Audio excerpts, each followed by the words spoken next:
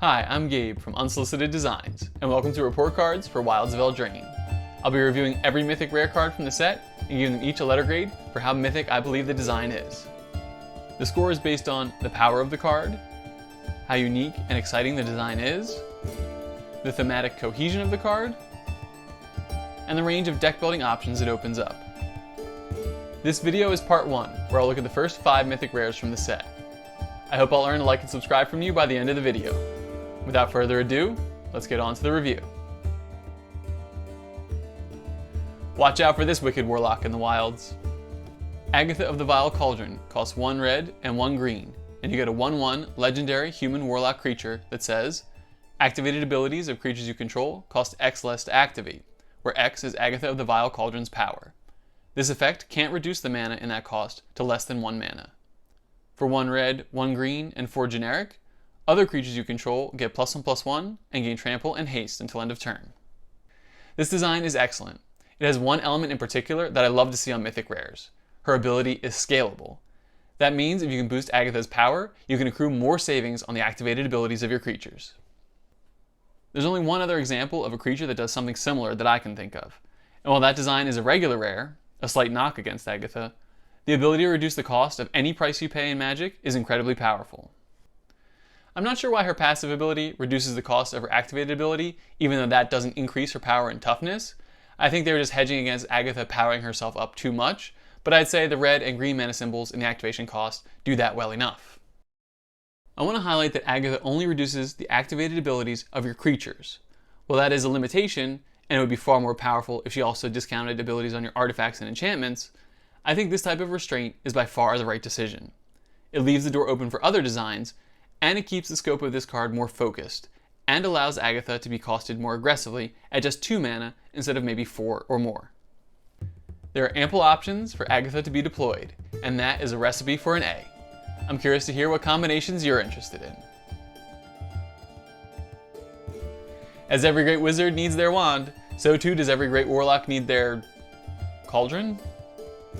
For 2 generic mana, you get Agatha's Soul Cauldron, a legendary artifact that says, you may spend mana as though it were mana of any color to activate abilities of creatures you control.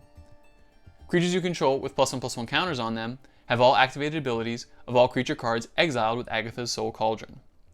And tap the Soul Cauldron to exile target card from a graveyard. When a creature card is exiled this way, put a +1/+1 counter on target creature you control. Wow, did the designers ever do a great job of building the perfect card to complement Agatha. The Soul Cauldron frees you to use whatever color of mana you want to pay for abilities. It can give you access to abilities from dead creatures your opponents own, and by putting +1/+1 counters on Agatha, increases her power and thereby decreases what the activated abilities cost. So the vile part for your opponents is, either your creatures are on the board so you can activate their abilities, or they die, and you exile them with the Cauldron so you can activate their abilities. And keep in mind, the +1/+1 counters don't have to come from the Cauldron to grant access to the abilities. Any source of counters will do. This Cauldron is serving up one wicked brew, and the options it opens up for the decks that you brew means that it deserves an A. If you think that first pair of mythics are frightening, then your nightmare is only just beginning. For 2 black and 3 generic, you get Ashiok, Wicked Manipulator, a legendary planeswalker with loyalty 5.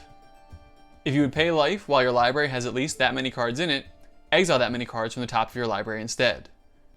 +1 loyalty, look at the top 2 cards of your library. Exile one of them and put the other into your hand. For -2 loyalty, create 2 1/1 black nightmare creature tokens with, at the beginning of combat on your turn, if a card was put into exile this turn, put a +1/+1 counter on this creature. And for -7 loyalty, target player exiles the top X cards of their library, where X is the total mana value of cards you own in exile. As is appropriate for Ashiok, this card is confusing, because it does several powerful things, but asks you to go about it in some strange ways. The +1 loyalty ability is fairly good, letting you draw the best of the top 2 cards, though I'm always bummed having to exile my own cards whether or not I can actually get them back.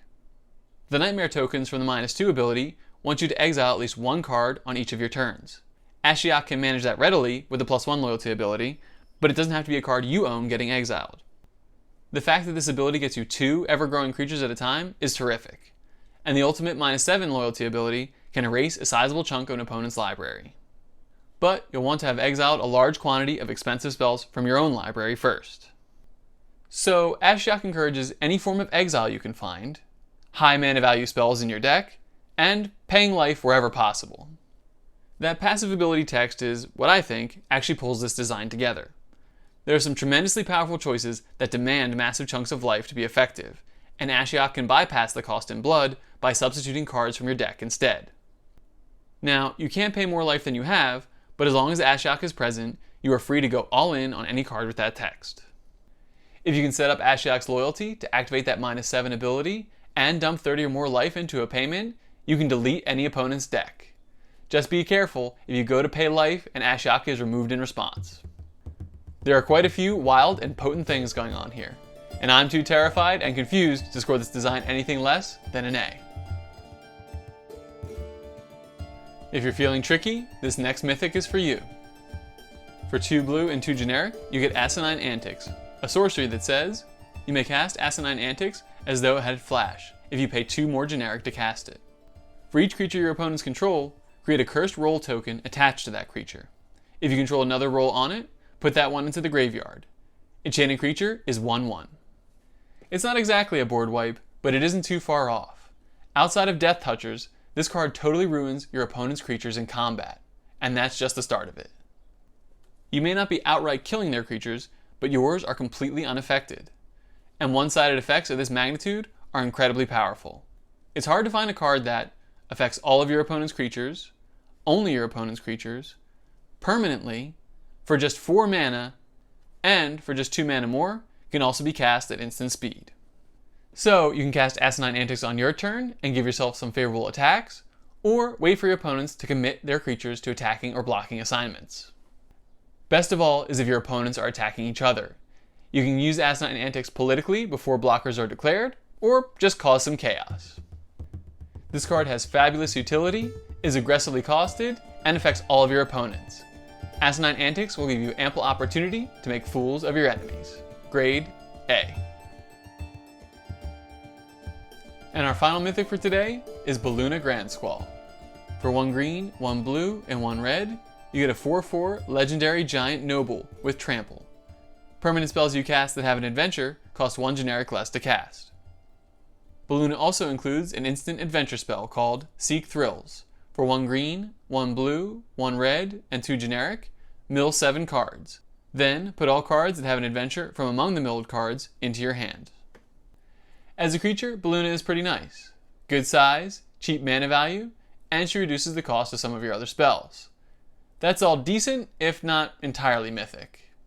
Perhaps it's fitting that Beluna and Kellen, both adventure creatures in this set, share similar problems.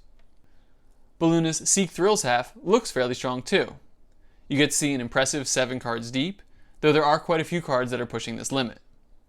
Unlike those cards though, the number of them you get to keep here is up to how dense your deck is with adventure cards. As I've said, scalability is what mythic rares should offer, and they should encourage creative deck building. But if you take your head out of the fairy tale for just a moment, mathematically, what exactly is Seek Thrills getting you? If your deck is anything less than 40% mana sources and ramp, I think you're crazy. If the remaining 60% of your cards are all adventures, casting Seek Thrills would, on average, result in showing you 2.8 non-adventure cards and 4.2 adventure cards, essentially boiling down to a draw 4. Except your opponent knows every card that went into your hand. That's the best case scenario, reasonably speaking, and odds are you'll never get close to running 60 adventure cards in your deck. In fact, excluding Beluna, there are 66 total adventure cards in blue, red, and green. If, as a generous example, you run half of them, Seek Thrills is likely to draw you only 2.1 cards. 5 mana, including 3 different colors, to draw and reveal 2 or 3 cards is definitely not mythic. Beluna has good stats and abilities for her cost, but that only carries the design so far. The scalability built into her Seek Thrills half is appreciated, but when you run the numbers, there's actually a very hard cap on how exciting your adventure will be. Roughly about a C. And there you have it, the first 5 mythic rares from Wilds of Eldraine. Are my grades realistic, or am I just dreaming? Let me know what you think. I hope I earned a like and subscribe from you, and I'd love it if you'd share this video. If not, thanks for listening this long anyways. You can follow me on X at UnsolicitedMTG for channel updates, like when my next batch of grades are fresh out of the oven. Thanks so much for watching. I'm Gabe from Unsolicited Designs, and who asked me anyways?